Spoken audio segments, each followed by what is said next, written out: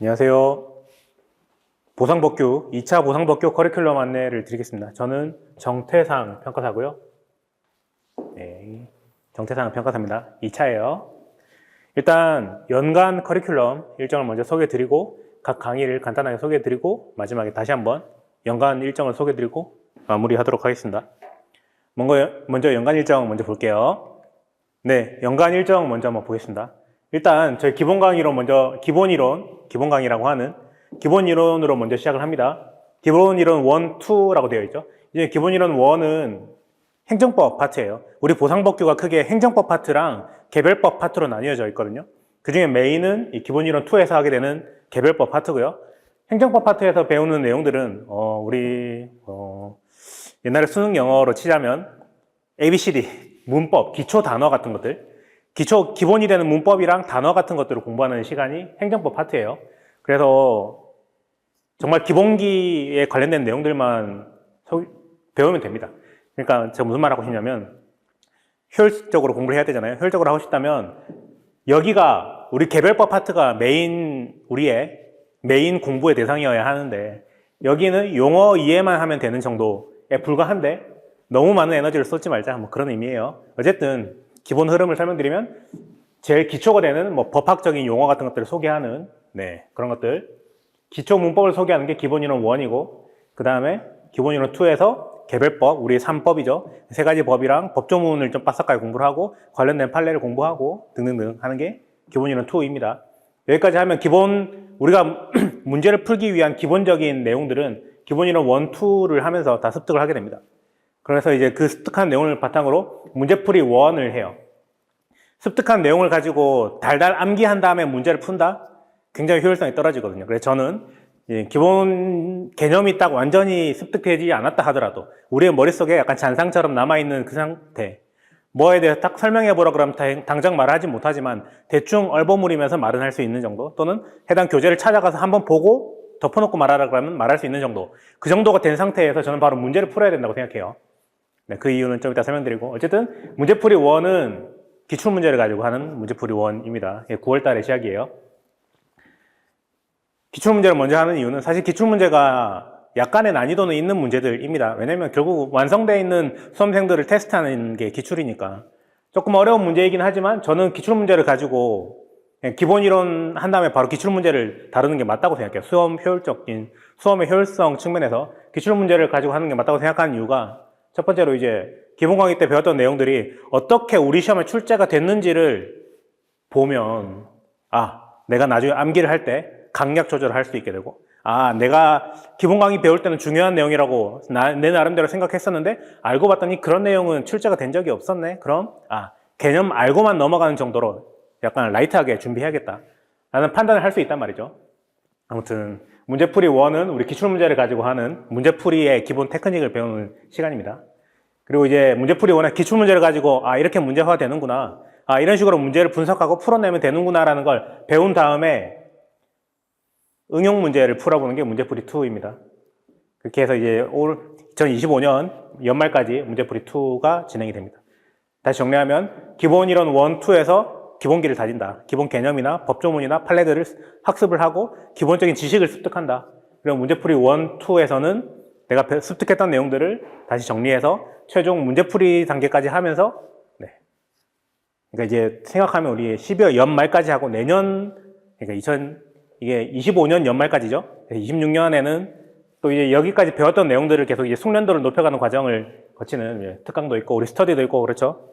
어쨌든 그렇다. 저는 이제 올 연말까지 저의 강의의 목표는 일단 어떤 문제가 오든지 간에 문제를 분석해서 문제를 풀어서 답을 맞든 틀리든 정답을 맞춰내든 완벽한 답안을 써내든 그거는 내년 시험장 들어갈 때까지만 하면 되는 거고, 일단 연말까지는 이런 문제가 나왔을 때 이런 식으로 접근하면 되는구나 하고 오픈북으로 했을 때 어떤 문제든 풀어낼 수 있는 상태를 만들어 놓는 게 저의 목표입니다. 어쨌든 연간 커리큘럼이고요. 다시 이제 각 강의별로 이제 특징을 좀 소개를 한번 해드릴게요.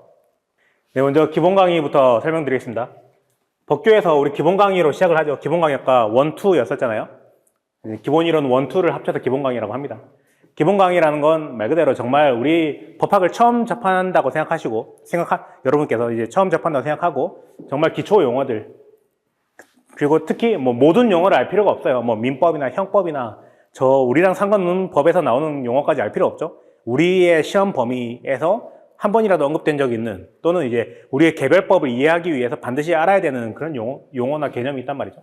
그런 것들 위주로만 설명드리게 되고요. 어쨌든 그렇다. 그런 걸 먼저 배웁니다. 예를 들면 처분의 개념이 무엇인지 등등이 있죠. 어쨌든 그렇게 하고, 기본 이건 행정법 파트를 할 때 이야기예요. 뭐 법률 행위가 무엇인지 등등등 뭐 그런 걸 소개를 해드리고, 그런 걸 바탕으로 결국 우리는 최대한 빨리 개별법으로 넘어가야 되거든요.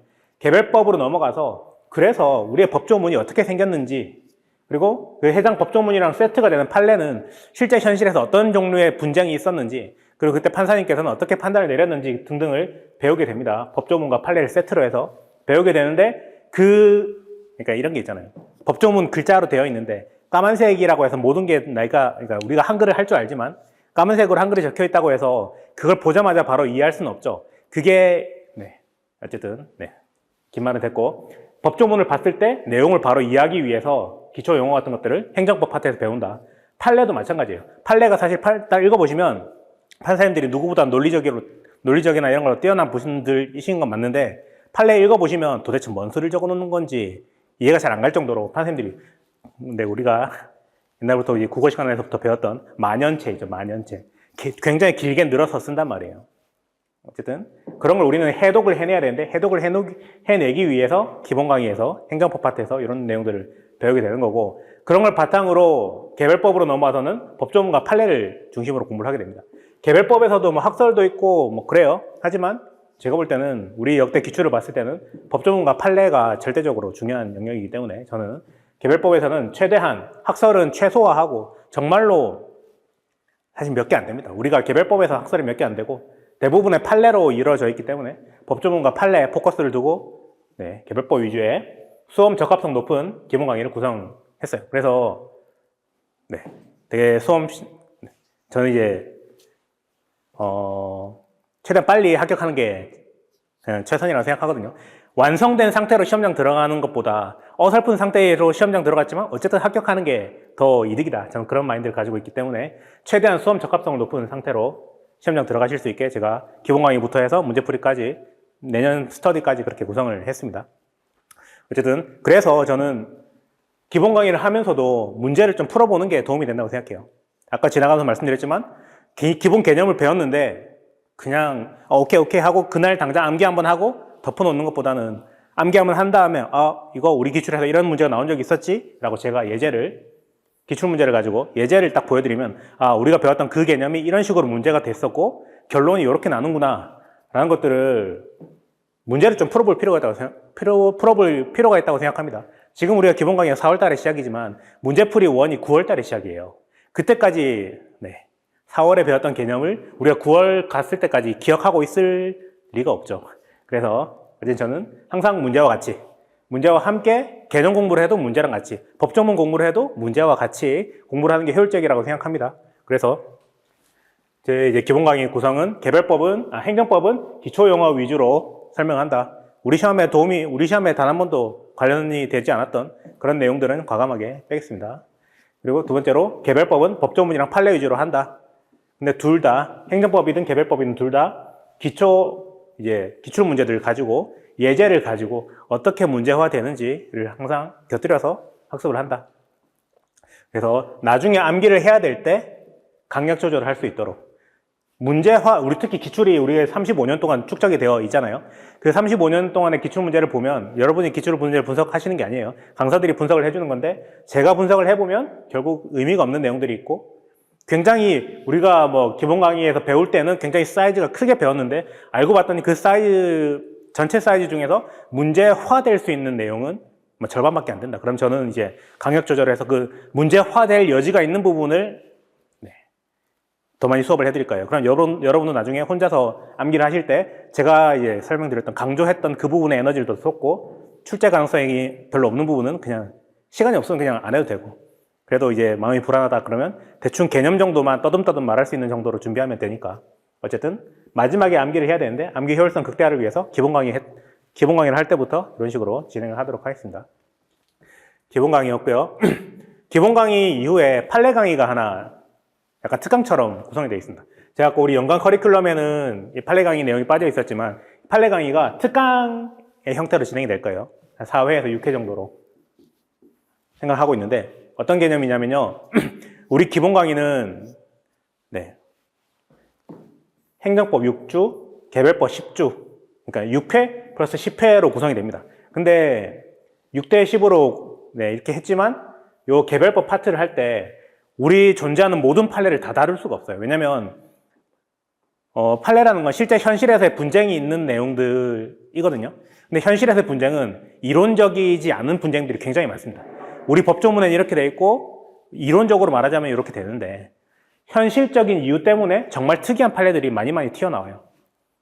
근데 그런 예외적인 판례들을 기본 강의를 할 때 공부를 해버리면 오히려 뭐랄까 우리 전체를 아우르는 뭔가 이제 맥락 같은 게 있단 말이죠. 그 맥락을 이해하는데 마이너스가 될 수 있습니다. 이해되셨나요? 제가 무슨 말하고 싶은지? 네. 기본 강의는 딱 듣고 났을 때 우리 법은 이러이러한 법들을 규정하고 있고 이런 맥락으로 제도가 운영이 되고 있구나라는 걸 이해를 먼저 해야 돼요. 초짜들은 그렇게 해야 되는데 예외적인 판례들을 공부하다 보면 이 전체 맥락이 흐트러질 수 있다 그 말입니다. 그래서 저는 기본 강의가 끝나고 나서 판례 강의 4회에서 6회차 정도를 해서 정말 예외적인 하지만 출제 가능성이 있는 나름 최근의 판례들 위주로 해서 보충하는 판례 강의를 할 예정입니다. 그래서 기본 강의 이후에 일어나고요. 근데 기본 강의 때 개별법에서 했던 내용들, 개별법에서 모든 판례를 다루지 못했기 때문에 그 빈 곳들을 채워넣는 특강이라고 생각하시면 되겠습니다. 그리고 이것도 마찬가지로 문제와 함께 진행할 거예요. 우리 애가 법규라는 게 특히 법학이라는 게 사람들이 약간 오해? 제가 생각할 때 오해인데 모든 걸 암기로 해결하면 된다라는 그런 생각이 좀 있는 것 같아요. 근데 그렇진 않고요. 물론 마지막은 암기를 해야 되죠. 마지막은 혼자서 암기를 해야 답안지를 쓸 수 있으니까. 근데 암기 이전에 단순 암기 이전에 아까 제가 말했던 암기의 효율성을 생각한다면 항상 문제와 함께 공부를 해야 되고 굳이 뭐 더 말할 필요는 없을 거라 생각합니다. 그래서 판례 공부를 할 때도 판례도 우리는 뭐 토시 하나 틀리지 않고 암기를 해서 답안지에 그대로 박아 넣어야 된다 뭐 그런 생각을 하는 사람들이 있는 것 같아요. 근데 저는 그건 좀 무식한 공부 방법이라고 생각하고 문제와 함께 판례 중에서도 문제화 될 수 있는 판례들 위주로 그래서 이게 실전형으로 단순 암기를 하는 게 아니라 이 판례가 만약에 문제가 나온다면 이런 식으로 문제가 나올 수 있겠구나. 그리고 문제화 되었을 때 우리가 반드시 적어줘야 되는 키워드는 이거겠구나. 네, 그런 식으로 판례를 공부할 겁니다. 그렇다. 단순 암기가 아니에요. 판례는 토시 하나 틀리지 않고 암기하는 그런 우리의 부담이 되는 내용이 아니고 어지간하면 법조문으로 해결하면 되는데 법조문만으로 해결이 안 되는 현실적인 그런 이유가 있을 때 판례를 좀 보조적인 용도로 사용한다. 그렇게 생각한다면 우리는 항상 법조문과 함께 문제와 함께 실전형으로 판례를 공부하겠다. 네, 다 제가 하고 싶은 말이 전달이 됐죠. 그렇게 해서 기본 강의 이후에 판례 강의가 특강으로 이루어질 거고 근데 판례 강의는 특강이기 때문에 우리 전체 연간 커리큘럼이랑은 좀 별도로 운영이 되는 겁니다. 그래서 저는 우리의 정규 커리큘럼 상으로는 기본 강의가 끝나고 나면 바로 문제풀이 1이 시작이 돼요. 문제풀이 1은 사례형 문제인데 기출문제입니다. 문제풀이 1은 기출문제를 통해서 기본적으로 우리는 뭐 대부분 사례형으로 나와요. 현실에서 분쟁이 있었던 걸 약간 각색을 해서 교수님들이 출제를 하시거든요. 그러면 어쨌든 그런 문제를 쭉 뭐 한 긴 거는 반 페이지, 한 페이지까지 나오는 경우도 있고 짧은 건 3-4줄로 나오는 경우도 있어요. 어쨌든 그걸 분석을 해낼 줄 알아야 되고요. 네. 한국말로 적혀 있지만 사실은 다 숨겨진 의미가 있고 그랬습니다. 그걸 분석을 할 수 있는 능력이 필요해요. 그런 능력을 먼저 제가 문제를 분석하기 위해서 어떤 기술들이 필요한지 그런 걸 설명을 드리고 답안도 작성을 해야 되니까 이렇게 물어봤을 때 어떻게 답을 해야 되는지 등등 요령을 알려드릴 거예요. 제가 요령이라고 했죠. 요령입니다. 결국에 자기만의 요령이 좀 생겨야 돼요. 답안 쓰는 건. 그래서 제가 좀 기출문제 풀이 강의, 문제풀이 1 이때는 제가 좀 이제 개인별로 좀 터치를 좀 해드릴 예정입니다. 왜냐면 저마다의 요령이 있기 때문에. 아무튼 문제풀이 요령을 습득한다. 근데 기출문제를 가지고 그냥 뜬금없는 문제보다는 기출문제를 가지고 하는 게 낫지 않습니까? 누가 봐도. 어쨌든 그래서 문제풀이 요령을 습득한다. 문제 분석하고 답안 작성하는 요령을 습득한다. 기출문제를 가지고. 근데 또 그렇게 하다 보면 결국은 답안 작성을 하게 됩니다. 제가 숙제를 내드릴 거고 우리 수업에 와서도 이제 정해진 시간 동안 답안지를 쓰게 될 거란 말이죠. 그때 답안 작성 과정에서 저는 이제 오픈북을 시키거든요. 오픈북. 왜냐면 기본 강의 겨우 끝나고 지금 문제풀이 하러 왔는데 덮어놓고 쓰는 게 저는 의미가 별로 없다고 생각합니다. 고통스러운 공부 방법은 전 별로 안 좋아하기 때문에 오픈북으로 시킬 거예요. 근데 오픈북도 나중에 그냥 덮어놓고 다 펼쳐놓고 하는 건 아니고 다 요령이 있어요. 어쨌든 제가 됐고 다 검증된 요령이 있으니까 그런 요령을 바탕으로 오픈북을 시킬 거예요. 오픈북을 해서 답안지를 쓰다 보면 빈출되는 내용들이 있어요. 최근 10년 동안 3, 4번씩 겹쳐서 나온 쟁점이 있단 말이죠. 그런 것들은 답안지를 쓰다 보면 그런 개념들, 법조문들, 판례는 자동적으로 습득이 됩니다. 그러니까 우리가 기본 강의에서 배웠던 내용이 전체 100이라고 하면 특별히 내가 시간 내서 암기를 하지 않는다 하더라도 답안지를 작성해가는 과정에서 그리고 수업을 듣고 혼자 또 복습을 하시겠죠. 그 과정에서 알아서 한 70%까지는 굳이 암기하지 않아도 습득이 됩니다. 그래서 저는 이제 효율적인 공부를 추구하는 사람으로서 암기는 요 문제풀이 1까지 하고 나서 기출문제 분석까지 하고 답안지까지 좀 많이 적어보고 나서 그때부터 암기를 하는 게 맞다고 생각해요. 저의 커리큘럼을 따라오신다면 제가 암기 지도까지 다 알아서 해드리겠죠. 어쨌든 암기는 이런 질문을 많이 받았어요. 기본 강의를 하면 그날 왜냐면 이제 복습을 제대로 하지 않으면 복습할 양에 짓눌려 가지고 너무 엄두가 나지 않는다. 그래서 개별법 파트를 시작할 때쯤에 암기를 시작해야 되는 거 아닙니까? 판례나 법조문을 배웠으면 그 해당 내용을 달달 암기 한번 넘어가고 암기 한번 하고 나서 다음 챕터로 넘어가야 되는 거 아닙니까? 그런 질문을 많이 받았는데 저는 그런 방법보다는 문제를 풀어보고 답안을 작성을 해보면서 본인만의 감이 좀 생기고 나서 암기를 해도 충분하다라고 저는 그렇게 생각하고 많이 좀 검증이 됐던 방식입니다. 문제풀이 1은 기출문제를 하는 거고요. 문제풀이 2는 기출문제를 풀면서 문제풀이를 해보면서 나름의 요령이 생겼어요. 완전히 내 몸에 체화는 안 됐고 완전히 보지도 않고 써낼 수는 없지만 대충 이렇게 하면 되는구나라는 대강의 요령은 생겼을 거란 말이죠. 그러면 남은 과정은 우리는 숙련도를 높여야 되는 겁니다. 요령이 생겼으면 기출되지 않은 하지만 이제 최근에 판례들이 있고 등등 다양한 사례 문제를 제가 제공을 해드리겠죠. 그 문제를 바탕으로 문제풀이 요령을 숙련도를 향상한다. 이게 문제풀이 2의 우리 컨셉이고요. 사실 요게 우리가 남은 시간 동안에 그러니까 기본 강의 듣고 기출 강의 듣고 나서부터 남은 내년 6월, 7월까지 계속 해나가야 되는 과정이 요겁니다.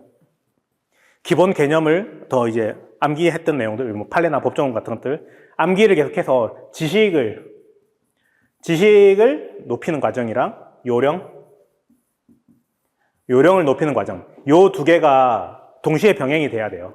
그래서 그렇습니다.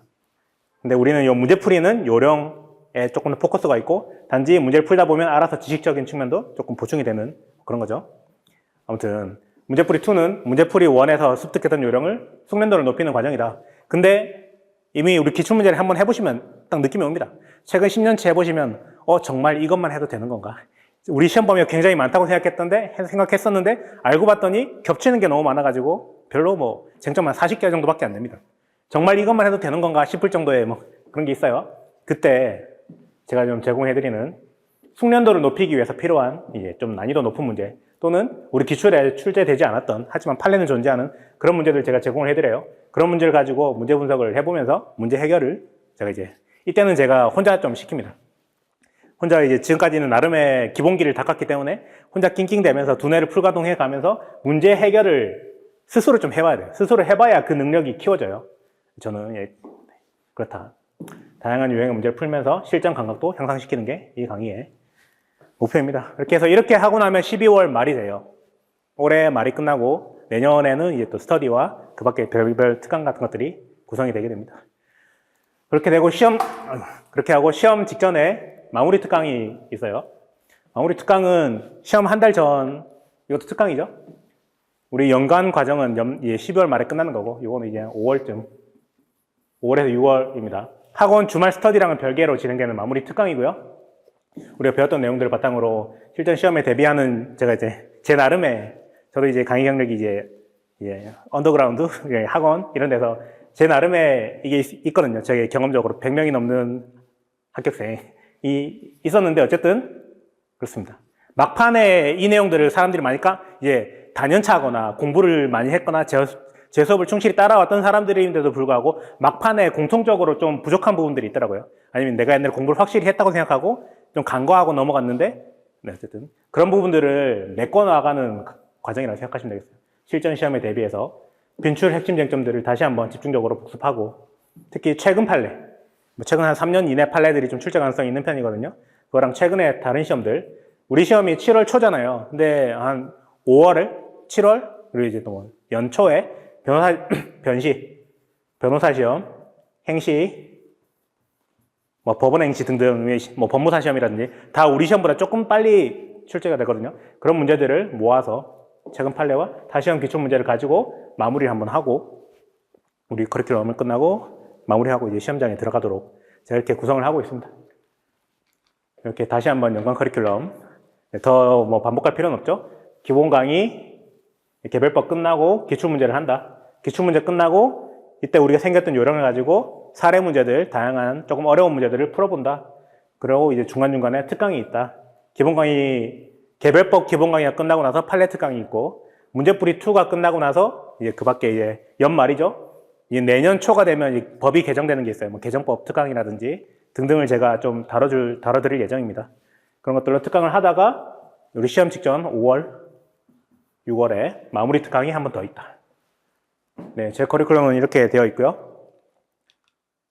네, 저는 정태상 평가사였습니다.